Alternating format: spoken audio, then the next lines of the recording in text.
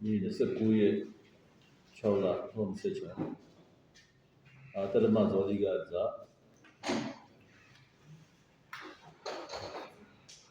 这个无所谓，无所谓，无道理没他妈的，无不得了，到你会，不是比较属于会，啥点路都嘛去吧耶，比较属于会啥点对，那啥比较细，工作，然后都是说各种的阿片，那我这的东西就是说各叫。Namo Tassa Bhagavato Arahato Sama Sambuddhassa Namo Tassa Bhagavato Arahato Sama Sambuddhassa Namo Tassa Bhagavato Arahato Sama Sambuddhassaนี่ကျွန်တော်ဆွေးနွေးပြောကြကြမယ်ကြားကောင်းစဉ်တွေကတော့ဖြတ်ဝေထားပြီးဖြစ်တယ်တင်ညာတိဝေဉာဏ်တိပညာတိသို့မဟုတ်စာတွေ့လက်တွေ့ဉာဏ်တွေ့နော်အဲ့တော့တင်ညာတိဆိုတာကတော့ကျွန်တော်တို့ဒါဒီမှာရောကျွန်တော်တရားရှိတဲ့အခါမှာတိထိုက်တယ်နော်တိထိုက်တဲ့အကြောင်းအရာတွေကျွန်တော်တို့သိတာတော့တင်ညာသိတယ်နော်နောက်တစ်ခါကျွန်တော်နေ့စဉ်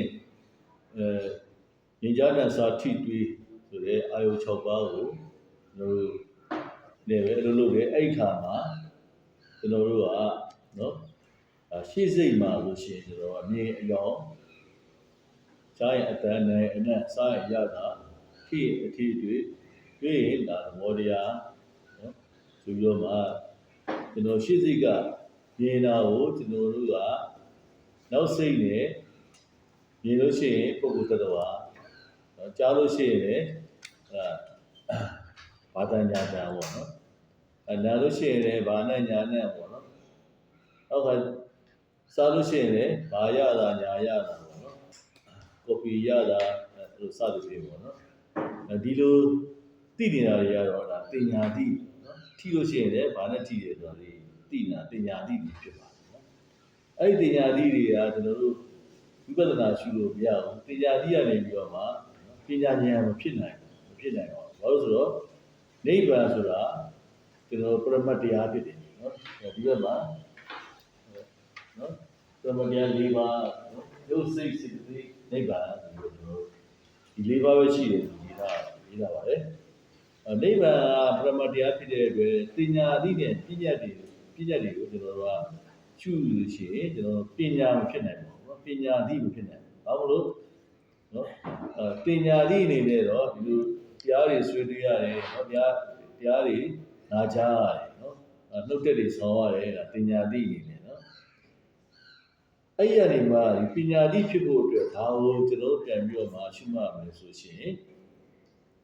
ကျွန်တော်တို့ရှေ့စိတ်နော်ရှေ့စိတ်ဝိညာဉ်ပေါ့နော်ရှေ့စိတ်ဝိညာဉ်ကိုရှုမှတ်မှာဖြစ်ပါတယ်နော်ရှေ့စိတ်ဝိညာဉ်ဆိုတာကျွန်တော်ဒါနော်လက်ပေါ်မှာရေးပြထားတယ်ကျွန်တော်နေလို့ရှိရင်ဟုတ်လားကျွန်တော်နေလို့ရှိရင်နော်ပထမတစ်ချိန်နဲ့ဒုတိယတစ်ချိန်ကတော့အစင်းမပြင်းပထမတစ်ချိန်ကစကုဝယ်တယ်ဒုတိယတစ်ချိန်ကမလောဝယ်တယ်သို့တော့ဟုတ်လားမလောနဲ့ဆင်ញင်ပြီးတော့နော်ဆင်ញင်ပြီးတော့ပရပတ်ကိုပဲမြင်တာတတိယအချိန်ကျတော့ကျွန်တော်ကနော်ဒီဘာဝတရားတိုင်းမမြင်တော့ဘူးပုံစံလေးနော်နောက်ဆုံးမှမြည်ပြည့်စုံတယ်ကျွန်တော်မြင်လူတယောက်ကိုမြင်တယ်ဆိုရှင်ကျွန်တော်တို့မြင်တာလေကျွန်တော်ကဒီနော်အစင်းအရောင်ပဲမြင်ပထမမြင်လိုက်တာလေမျက်စိကနေပြီးတော့မှအစင်းအရောင်မြင်တယ်ပြီးတော့မျက်စိကမြင်ပြီးတော့နော်ထပ်မမြင်တော့အဲ့တခါလေးမြင်လိုက်တာမနှောကနေပြည့်စင်နေလိုက်တာအစင်းအရောင်နော်တတိယအချိန်နဲ့သုဒ္ဓအချိန်ကျတော့ပုံသဏ္ဍာန်တွေလူတွေဖြစ်သွားတယ်နော်အဲ့တော့ဒီပုံသဏ္ဍာန်တွေလူတွေကိုကျွန်တော်တို့ကတရားရှုမှတ်လို့မရဘူးပညာတိပြည့်တဲ့ပညာတိပြည့်တဲ့ဖြစ်တဲ့အတွက်ပညာမဖြစ်နိုင်အဲ့တော့ဝိညာဉ်တိဆိုတာနော်ဒီလို့ရှိရင်ရောင်စင်းမယ်နော်ကြားလို့ရှိရင်လည်းဟုတ်လားအခုဆိုရင်နာယီသားတို့စက်သားတို့ဒီလိုပြည့်တယ်မပါဘူးကြားလို့ရှိရင်လည်းဟုတ်လားအတန်ပဲနော် နာလို့ရှိရင်လည်းအနတ်ပဲဘာနဲ့ညာနဲ့ရေပွေးနဲ့တော့ပါနော်စားလို့ရှိရင်လည်းရတာပဲနော်ချိုချင်းဆက်ဖန်ထားလို့ရတာ6မျိုးပဲချိုချူလည်းရတာပေါ့နော်နိုင်ငံလည်းရတာဒီလိုပဲကျွန်တော်ကရှုမှတ်သွားမှာဖြစ်ပါတယ်နော်တော့ကျွန်တော်ကကော်ဖီရတာလို့နော်ပေါက်ဆွဲရတာလို့ဒီနေ့ဆိုရှင်တက်ဝင်ရနေတော့လားနော်အခုလိုပြုတာလေမိလေးတို့ရတယ်ဝေယဝဆလေးနော်ချက်ပြုတ်ပေးတာပေါ့နော်ဒီဆိုရှင်လူစိခောက်ဆွဲတာနော်အာဟာရဒါပေမဲ့စားတဲ့အခါမှာကျွန်တော်ကလူစိခောက်ဆွဲနော်ရတာဆိုတာနောက်မှကျွန်တော်သိတယ်ပထမစားလိုက်တာနဲ့ချိုတာသိတယ်နိုင်တယ်နော်နောက်တော့ကဒါလူစိခောက်ဆွဲပဲဆိုတော့တင်ညာပေါ်သွားတာနော်အဲ့တော့ဒါလို့တင်ညာသိဆိုတာကျွန်တော်ကနောက်စိတ်ကသိရတယ်အားလုံးတင်ညာသိတယ်နော်ရှင်းစိတ်ကသိတာလည်းတော့ဝိညာဉ်သိတယ်ဒါလို့ကျွန်တော်ကနော်တင်ညာသိရတယ်တော့ဝိညာဉ်သိကို transform လုပ်ရအောင်နော်transform လုပ်မှပဲဝိပဿနာရှိလို့ရတယ် transform လုပ်လို့ရှိရင်ပညာဖြစ်တယ်နော် transform လုပ်မှပဲကျွန်တော်တို့ပညာဖြစ်တယ်နော်အဲ့တော့ကိလေသာတွေပြင်နိုင်တာပေါ့နော်အဲ့တော့ကျွန်တော်တို့တရားရှာတယ်ဆိုတာနော်တဘာဝမှာဒီကိစ္စကြတော့အတ္တမရှိခြင်းနော် nature of yourself ပေါ့နော်ဟာလားအတ္တဆိုတာမဟုတ်ဘူးနော်အနတ္တပဲဆိုတာကိုထိုးထွင်းသိပြီးလို့အတွက်အားထုတ်တာအဲ့တော့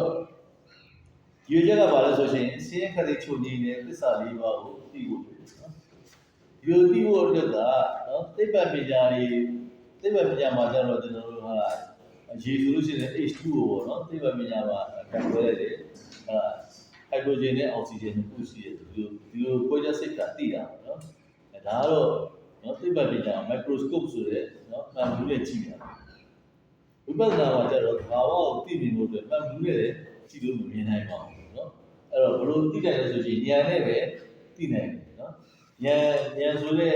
နော်မှန်ဘူးနဲ့ပဲသိနိုင်တယ်ဉာဏ်ကဘာလဲဆိုရင်ဉာဏ်ကျွန်တော်တို့မသိဘူးပေါ့လက်စွပ်ပြရှင်သင်ကြားပြီးလို့ကျွန်တော်တို့ကရှင်းစိတ်နောက်စိတ်ကိုသိနော်ရှင်းစိတ်မှာပရမတ်တွေသိတယ်နောက်စိတ်မှာကျတော့ပညာတွေနဲ့ကျွန်တော်သိတယ်အဲ့တော့နော်ရှင်းစိတ်ကိုရှင်းစိတ်မှာပေါ်တဲ့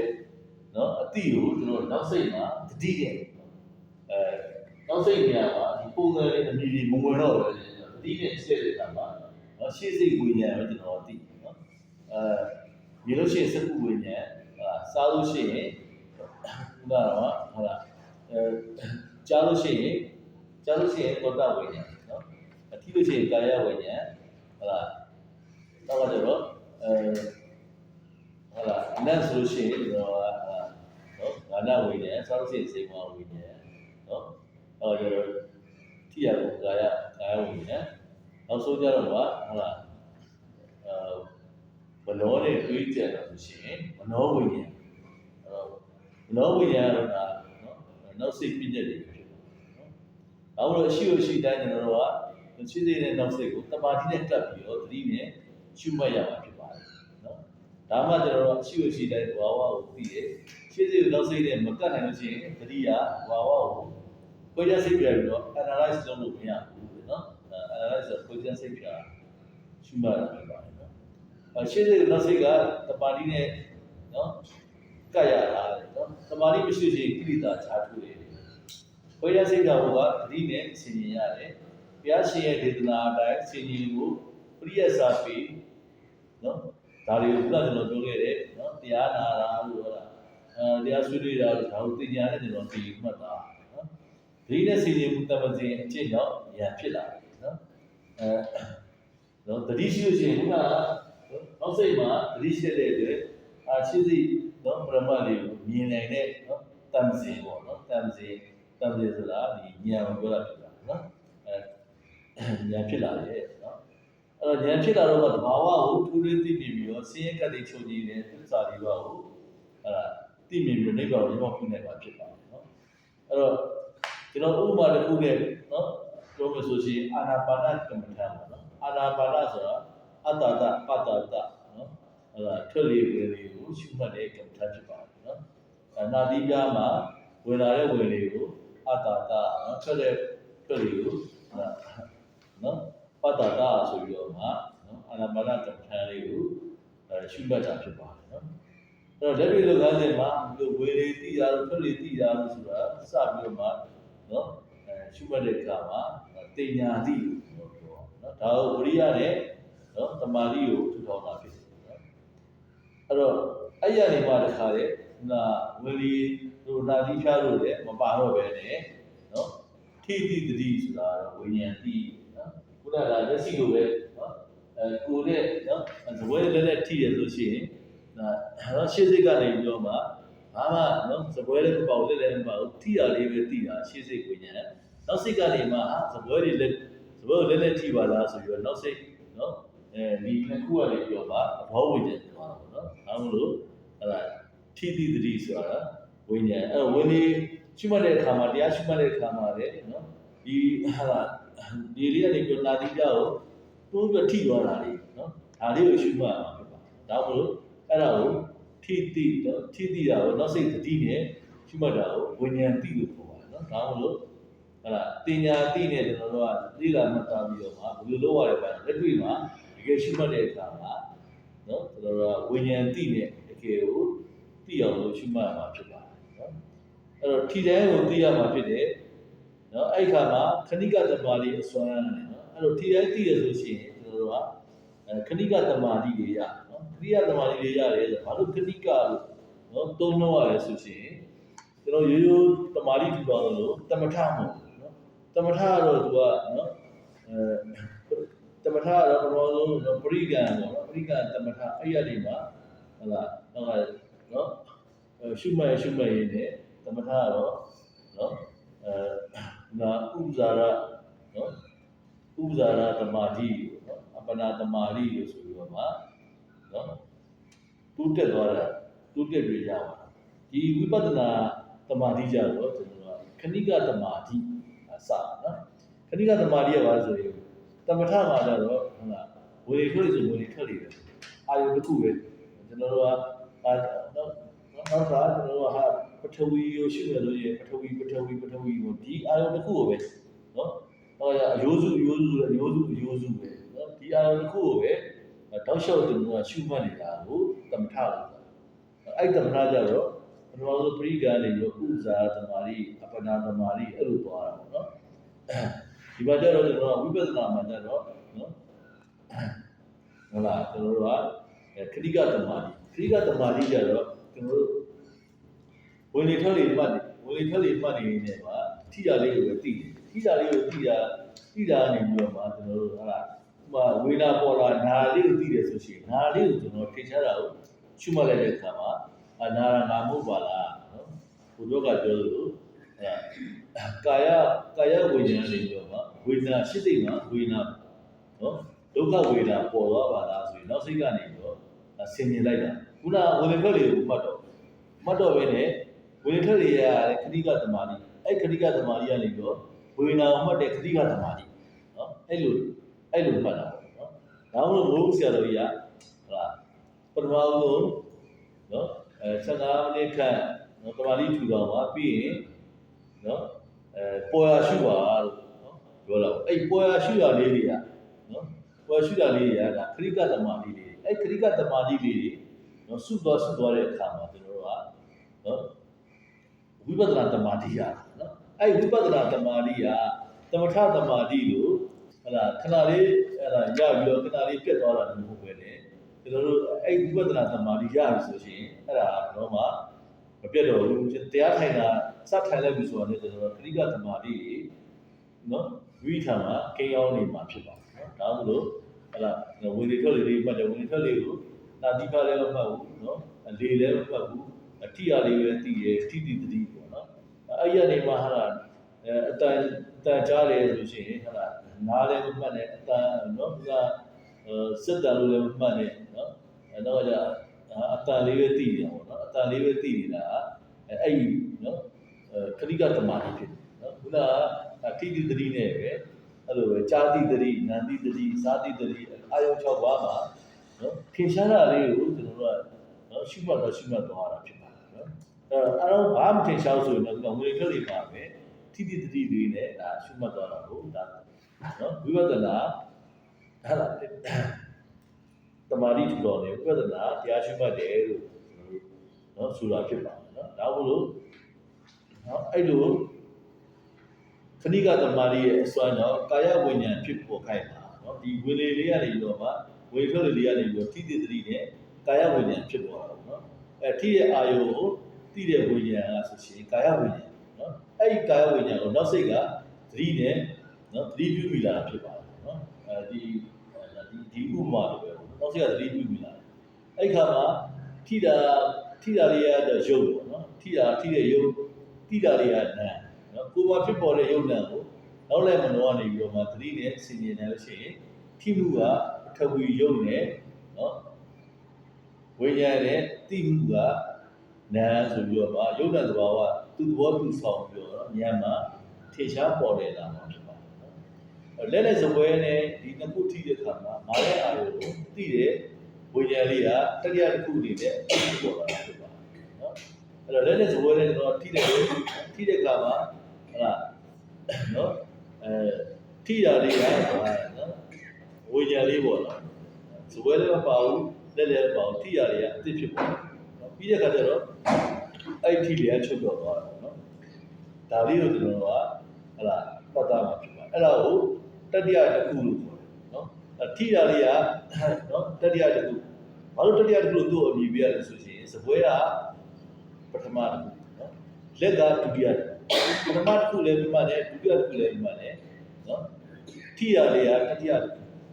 ဒီသုံးခုမှာထိရတတိယတစ်ခုလေးကိုပဲသတိပြုရမှာဖြစ်ပါတယ်ဒါဆိုရှင်ကျွန်တော်ကဟုတ်လားပရမတ်တဲ့ကိုရှုမှတ်တာဖြစ်ပါတယ်အဲ့ဒါကိုတတိယတစ်ခုအနေနဲ့အသစ်ဖြစ်ပေါ်လာတယ်ဆိုပါတယ်နော်ဒါမှမဟုတ်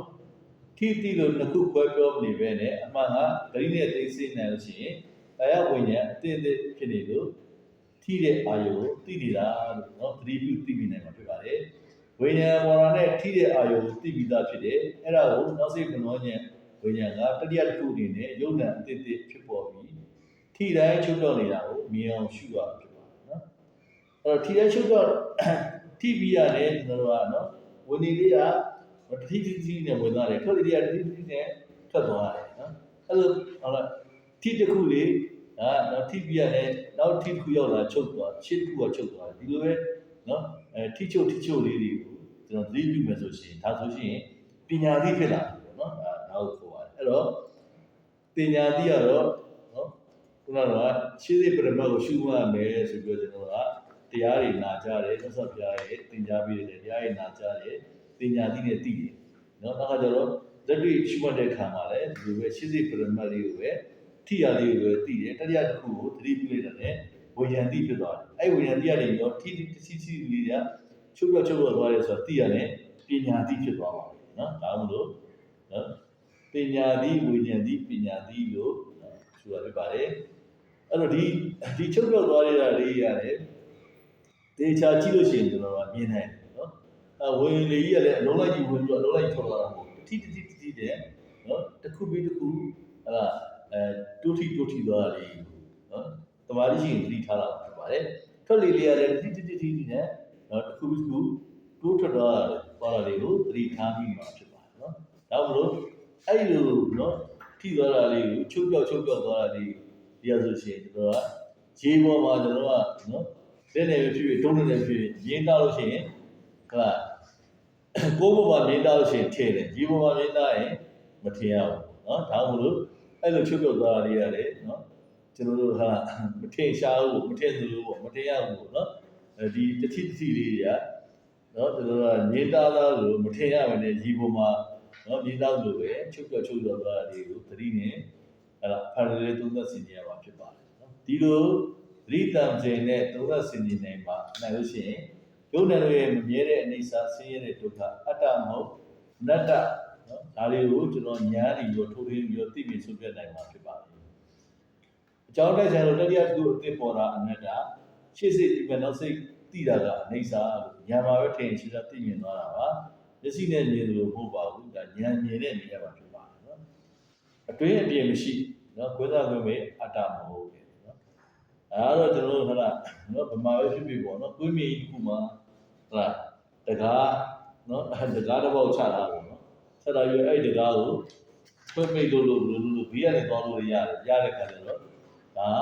ဟလာဝင်နေထွက်တယ်လို့ပြောလို့မရတော့ဘူးနော်ဒီတကားကိုဖြတ်သွားတာပဲပြောလို့ရတာပေါ့နော်အဲ့ဒီ6ဝင်းခတ်လိုက်အဲ့နားလေးမှာကိုပြီး6ဝင်းခတ်လိုက်လို့ရှိရင်အဲ့တကားကနေပြီးတော့မှအဲ့6ဝင်းနဲ့ဝင်နေပြတ်သွား6ဝင်းကနေပြီးအဲ့တကားကိုဖြတ်ပြီးထွက်သွားရင်ထွက်တယ်ပြတ်သွားနော်အဲ့တော့ကျွန်တော်တို့ကလည်းခုနပြောလို့မြင်တဲ့အာယုံကနော်သူ့သဘာဝအတိုင်းအစင်းလေးပဲဆိုပြီးတော့ဖြစ်နေတာတွေကသဘာဝအတိုင်းကွင်းထဲမှာတကားထောင်ထားသလိုပဲဘာမှကျွန်တော်တို့ကသိပိုက်လို့မရဘူးနော်အဲ့ဒါကိုကျွန်တော်တို့ကကိုမြင်တယ်တတ္တဝါမြင်တယ်ယောက်ျားမိန်းမမြင်တယ်မင်းသမီးမင်းသားတွေမြင်တယ်ဒီဥစ္စာတွေမြင်တယ်ဆိုရှင်တော့သိပိုက်လိုက်နော်သိပိုက်လိုက်တဲ့အတွက်ခြံဝင်းနေကိုသိပိုက်လို့ရှိရင်ကျွန်တော်တို့အတ္တဖြစ်သွားတယ်နော်အတ္တဖြစ်သွားတယ်ပိုင်တယ်လို့ထင်လိုက်ရတကယ်တမ်းကျတော့ခုနကွင်းမီထဲမှာတကားထောင်ထားသလိုပဲဘာမှပိုင်နေတာမရှိပါဘူးနော်မြင်လို့ရှိရင်အယောင်အစင်းပဲဖြစ်ပါတယ်ကြားလို့ရှိရင်လည်းအတန်ပဲဖြစ်ပါတယ်နော်ဒါမှကျွန်တော်ကနော်ပိုင်တာမရှိဘူးဆိုပြီးသတိတမ်းနေနဲ့နော်ကျွန်တော်ဆုံးဖြတ်မှာဖြစ်ပါတယ်နော်ရန်နေပြီးတော့မှထိုးတင်းသိပြီးဆုံးဖြတ်နိုင်မယ်နော်အားမလို့အတွင်းအပြင်ဆိုတာမရှိဘူးအတွင်းကသိမဲ့တဲ့အတွက်ကြောင့်အပြင်သဘောခွဲခြားမှုဖြစ်ပေါ်လာတယ်ပါတယ်သိမဲ့မှုမရှိရင်အတွင်းအပြင်ဆိုတဲ့ခွဲခြားမှုမရှိတော့ဘူးလေနော် non discriminated wisdom ပေါ့နော် non discriminated ဆိုတာမသိပိုက်မှုပေါ့နော် wisdom ကတော့ပညာပေါ့နော်မသိပိုက်တဲ့ပညာနတ္တနော်ဝင်ထွက်လေရှုရမှာဝင်တိုင်းတိထွက်တိုင်းတိမှဒါလို့ထိတိသဘောရောရှုရတယ်ဝင်တိုင်းတိထွက်တိုင်းတိတွင်းပြင်ဆိုတဲ့ခွဲခြားမှုအတ္တသဘောနော်ပါဝင်နေတယ်အဲ့မှာထိတိသဘောကိုတစ်လုံးတွင်းနေတဲ့အခါမှာအတွင်းသဘောသိမိနာမှုအတ္တအနေရောရုပ်ထွက်နိုင်တယ်နော်အဲ့ခါမှာလေနဲ့နာတိပြထိကြိုက်တဲ့အတွက်ကြောင့်ရှေးစိတ်ဝိညာဉ်ထိတာပေါ်ပြီးတော့ချက်ချင်းချုပ်တော့နောက်စိတ်ကသတိပြုပြီးတော့နေဆာအမြဲပါလားအနတ္တအတ္တမဟုတ်ပါလားနော်တုတ်ဆချီးနီးပါလားပရမိမိနဲ့မဆိုင်တဲ့စိတ်သဘောဘာလားဆိုတဲ့လက္ခဏာတစ်ခုခုနဲ့ဆင်ញင်ပြီးတော့မှဉာဏ်မှာတကယ်သိမြင်သွားပါလေနော်ပြီးခဲ့တဲ့အတွေ့အကြုံတင်ညာနဲ့တော့မှတ်မိနေဒါပေမဲ့ကိလေသာဖြစ်ခွင့်ရမရှိတော့ဘူးနော်ဖြစ်တိုင်းပြနေတဲ့ပုစုပ္ပယုံနဲ့ကိုပဲကျွန်တော်ကတကယ်ရှိတရားကိုဒီတံစဉ်နဲ့ဝိပဿနာသမာဓိဉာဏ်အမြင်ဖြစ်လာလို့ရှိရင်ကျွန်တော်တို့မြဲတဲ့ထင်တဲ့နေဆတင်ညာအထိုင်မှာနိတ္တာရှိတယ်လို့ထင်တဲ့အတ္တတင်ညာတွေကိုပယ်နိုင်တာအတိညာရင်းချက်ပြည့်စုံလာလို့ရှိရင်အတိတ်ပြစ္ဆုတ်ကအနာဂတ်တရားတို့အပေါ်မှာမစွတ်ကြိုင်တော့ဘူးဥပ္ပခါပြုနိုင်တယ်ကာလဒေတာလွန်ရာကာလဝိမှုဖြစ်တဲ့နိဗ္ဗာန်တိုင်အောင်ရောက်နိုင်မှာဖြစ်ပါတယ်နော်ကာလတွေဒေတာတွေနော်ချိန်ကာလတွေနေရာဒေတာတွေရှိနေဆိုရင်နိဗ္ဗာန်မဟုတ်ဘူးနော်ကာလတွေဒေတာတွေမရှိတဲ့ကာလဝိမှုနော်ဒေတာဝိမှုဖြစ်မှာနိဗ္ဗာန်ဖြစ်ပါတယ်နော်အဲ့တော့သမထနဲ့ဝိပဿနာကိုပြန်ပြီးတော့မှထွေးပြီးတော့ရှင်းပြထားပါတယ်ဆရာကြီးကနော်သမထဆိုတာဘာလဲဆိုရင်ပြည့်ညက်အာရုံတစ်ခုပေါ်မှာစူးစိုက်ကပ်ပြီးတော့မှစိတ်တည်ငြိမ်နေအောင်အထုတာဖြစ်ပါတယ်နော်ကျွန်တော်ကပြောလို့ဝင်လေဆိုဝင်လေဝင်လေထွက်လေပေါ့နော်အဝင်လေထွက်တယ်ဆိုပြီးတော့ဒါမှတ်တာဆိုရှင်ဒါသမထဖြစ်တယ်ဖောင်းနေပိန်နေဆိုမှတ်တာသမထဖြစ်တယ်ပထဝီဆိုပြီးမှတ်တာတယ်နော်ဟောအယိုးစုမှတ်တာတယ်ဒါတွေကသမထနော်ဖြစ်ပါတယ်အဲ့တော့နော်ဒီဟာတွေကဆိုသမထတော့ရှင်းသိနောက်စိတ်တွေအထူးမခွဲကြဘူးတပေါင်းနဲ့တစ်ခုတည်းသဘောဆိုပြီးတော့ပဲတည်တယ်အာယုံတို့ကိုမြဲတဲ့အနေနဲ့နှိစ္စတင်ညာအခိုင်အမာနဲ့သာရှိတဲ့အနေနဲ့အတ္တတင်ညာလို့လည်းနှလုံးသွင်းအားထုတ်တာနော်မနောကံဖြစ်မဲ့လောဘစိတ်ဒေါသစိတ်နော်စတဲ့သီးခန္ဓာကိရိတာတွေကိုထပ်ကြလေးပယ်ခွာနိုင်တယ်နော်ပြီးတော့ကိရိတာဆိုတာကျွန်တော်သုံးမျိုးကိရိတာသုံးမျိုးကျွန်တော်နော်ရှင်းပြထားတယ်တိကာဝိတိကမကိရိတာဆိုတာနော်ဝိတိကမကိရိတာဆိုတာတို့ကနှုတ်နဲ့နော်ရိုးချမ်းသာဆဲရီတိုက်ပါတာတွေနော်ဂုံချောပြစ်တိုက်တာတွေနော်နောက်ကကျတော့ဖရုဒဝါစာကျမ်းတမ်းနဲ့စကားတွေနော်အဲ့ဒါတမပလပဝါစာနော်အကျိုးမရှိချီးနှီးစကားတွေပြောတာတွေဆိုရှင်ဒါနော်နှုတ်နဲ့ကျူးလွန်တဲ့နော်ကိရိတာတွေဖြစ်တယ်ကိုထိလည်းရောက်တော့သွားပြီးရဲလိုက်တာလို့နော်ပို့လိုက်တာလို့ကန်လိုက်တာလို့ကိုလုံးပေါ့နော်ဒါတွေအားလုံးကိုဆိုရှင် ကိုနဲ့နော်ပြင်မာတာ Facebook မှာကျွန်တော်တို့ကနော်တော်ပြီးတော့မဟုတ်တာတွေရေးထားတာတွေတော်ပြီးတော့မှသဘောကျပြီးတော်ပြီးလိုက်ပေးတဲ့အချိန်နဲ့နော်လိုက်ပေးတာလို့ comment ရေးတာလို့ဆိုရှင်နဲ့ဒါဆိုရှင်လေဝိသေကမကိလေသာ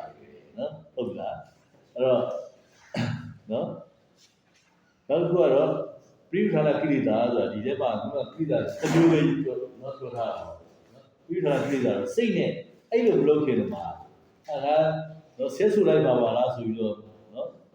နှုတ်နဲ့မကျူးလို့ခင်မှာစိတ်ကနေပြီးတော့နော်သူ့ကိုဆဲလိုက်မယ်နော်သူ့ကိုတော့စက်လိုက်မယ်သူ့ကိုတော့ရိုက်လိုက်မယ်ဆိုတဲ့နော်စိတ်ကနေပြီးတော့အရင်နော်အားထုတ်ရအဲ့ဒါကိုပြိဋ္ဌာနာကိလေသာနော်စိတ်ကနေပြီးတော့မှကြာစီတွေးတော့ပြီးတော့မှမကောင်းတာတွေလောဘဒေါသမောဟတွေနော်အဲ့ဒါတွေကြာစီတွေကမှန်စကားအကုန်လုံးကပြိဋ္ဌာနာကိလေသာလို့ပေါ့နော်တမထကတော့သူကနော်အာယုတစ်ခုလိုတဲကိုပဲလားဝိလေထွက်တွေကိုပဲအာယုပြုတ်နေတဲ့အတွက်အဲ့ချိန်မှာခုနကလောဘဒေါသမောဟဆိုတဲ့နော်မကောင်းတာတွေအမှုတွေကြာစီစိတ်ကူးတာတွေရှိတော့ဘူးတဲ့အဲ့ချိန်မှာသူကဖြစ်တာငြိမ်းနေတယ်တမထကတော့နော်ဒါပေမဲ့ကြာတော့မပယ်နိုင်ဘူးဝိပဿနာကြတော့အဲ့ချိန်မှာလည်းပယ်နေတယ်နော်ဟလာနောက်ပြီးတော့ဉာဏ်ဖြစ်သွားမှဆိုလို့ရှိရင်လည်းသူကနော်ကိလေသာတွေပြီးပယ်သွားမှာဖြစ်ပါတယ်နော်စိတ်မှာကြံတဲ့မကောင်းကြံတဲ့ကိလေသာတွေကိုလည်းပြီးပယ်သွားမှာဖြစ်ပါတယ်နော်အဲ့တော့အနုတ္တိယကိလေသာဆိုတာကြတော့ကျွန်တော်တို့ကနားနဲ့ကြားကျွန်တော်တို့ကအတန်လေးကြားဖို့အတွက်နားရှိတယ်ဒါပဲနော်ဒါပဲကျွန်တော်တို့ကအတန်မပေါ်လာဒီနားကြားရအကြောင်းရှိနော်ကျွန်တော်တို့ဒီအနုတ္တိယကိလေသာဆိုတာလည်းဒီလိုပဲ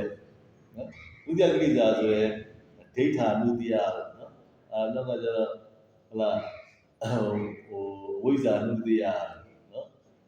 ဝိသိကိစ္စနုတ္တိယမာနာနုတ္တိယခုနှစ်မျိုးရှိရအောင်နော်ဟလာဒီကတော့လောဘဒေါသမောဟဖြစ်စေနဲ့နော်ဘယ်လိုပေါ့လဲအင်္ဂါတွေပေါ့နော်အင်္ဂါတွေအဲ့ဒါစိတ်မှာပဲဖြစ်တယ်အဲ့ဒါအဲ့ဒီနော်နုတ္တိယကိလေသာဆိုတာနော်ဉာဏ်ဖြစ်မှပဲလုံးဝကိုအဲ့ခုနှစ်မျိုးလုံးချုပ်နေသွားတယ်နော်ဉာဏ်မဖြစ်မချင်းရတော့ခုနအဲ့ဒါအတန်ကြားဖို့အတွက်ဓာတ်ရှိနေတယ်ပဲနော်စိတ်ထဲမှာအမြဲတမ်းနော်ကိန်းနေတဲ့အရာလို့ခေါ်တယ်အရာကိုပြောတာနော်တကယ်လို့ဟလာလောဘဖြစ်စရာအကြောင်းရှိရတယ်ချစ်ချင်းနော်ဒါကနုတ္တိယပေါ်လာဒါနုတ္တိယပေါ်လာပြီးလောဘဖြစ်သွားတယ်နော်အဲ့လိုတော့ကျတော့ငါဆွဲနော်ခုနဟလာဒိဋ္ဌိဆိုတဲ့နော်ကိရိတာဖြစ်နေတာနဲ့ကိုဒါလည်းဒိဋ္ဌာနုတ္တိယဒီရောကနော်ဒိဋ္ဌိဖြစ်သွားတယ်အဲ့လိုပဲနော်ခုနဟလာမသိမှုအဝိဇ္ဇာနော်တိတဲ့တာတွေမသိတာမသိတဲ့တာသိတဲ့အဝိဇ္ဇာဖြစ်ပေါ်လို့လေဝိဇ္ဇာနုတ္တိယနေတော့မှဖြစ်စေတာနော်ဒါဆိုရင်နုတ္တိယကိလေသာအဲ့နုတ္တိယကိလေသာတော့ခုနဝိပဿနာနဲ့လည်းခေရှားရှင်းနေနိုင်မှာဖြစ်ပါတယ်တမထကတော့ခုန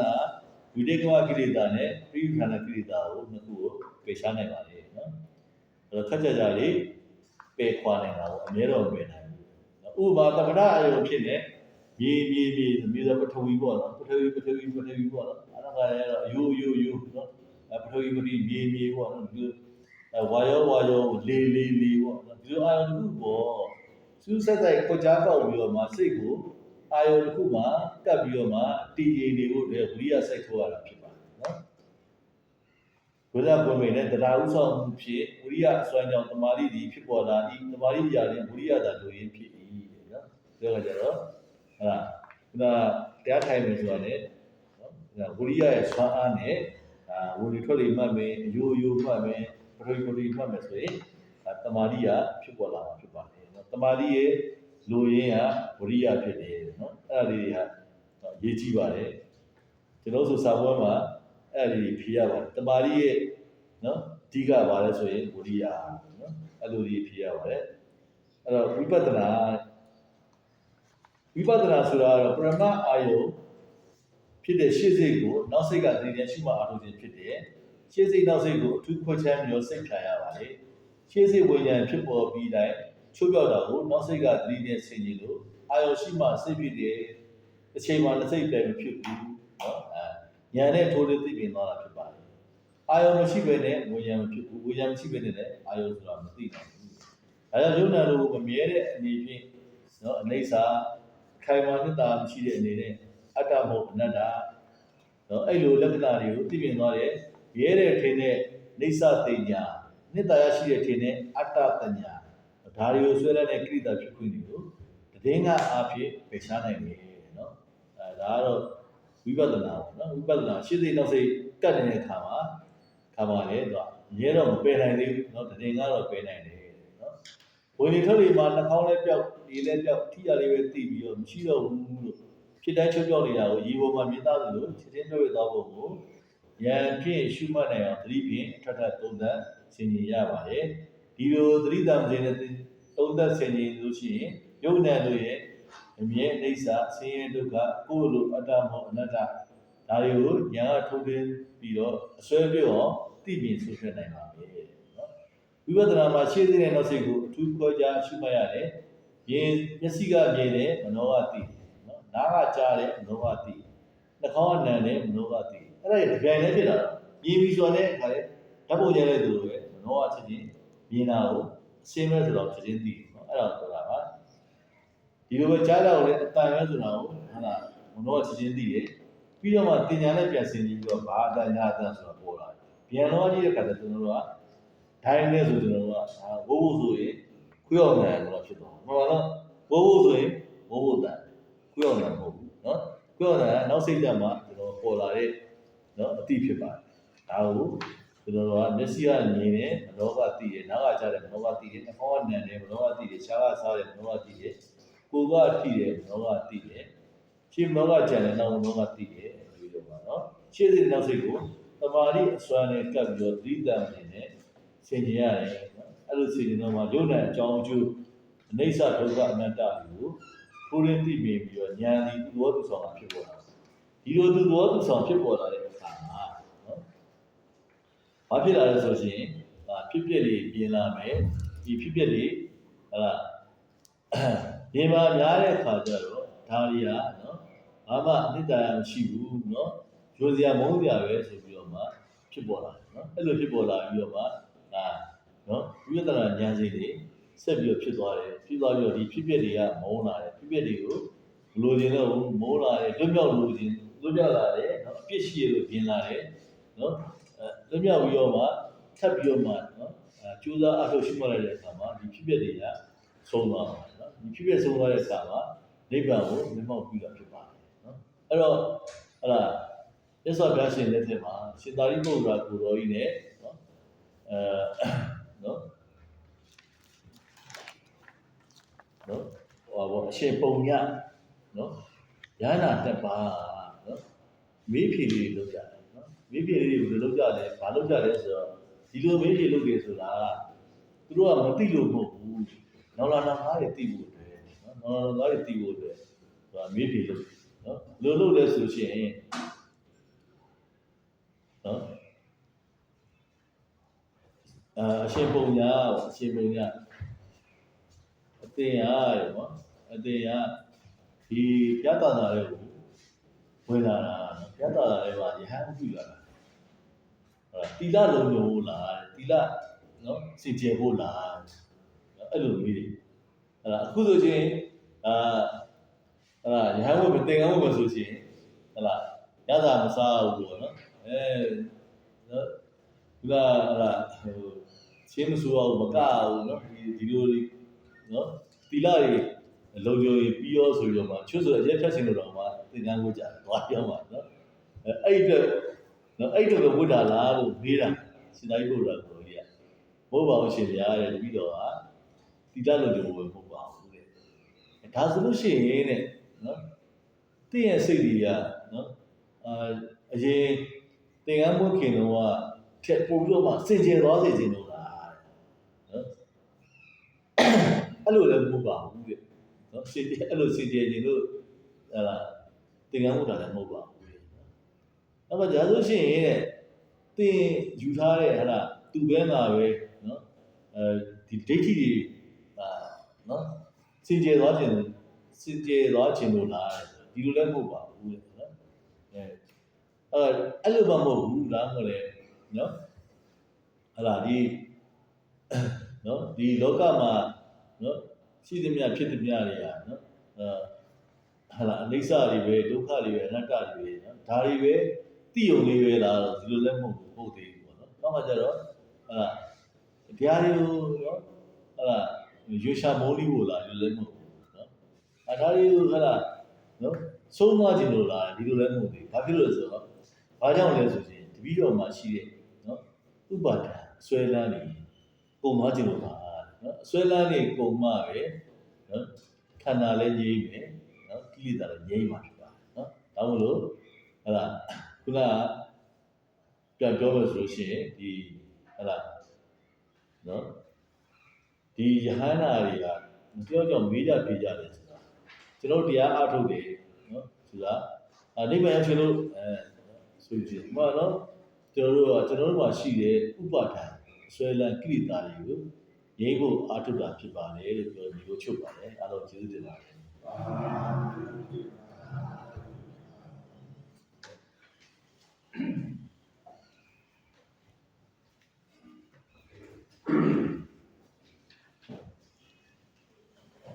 အားလုံးကြောက်ရတယ်ဓမ္မသိရှိတယ်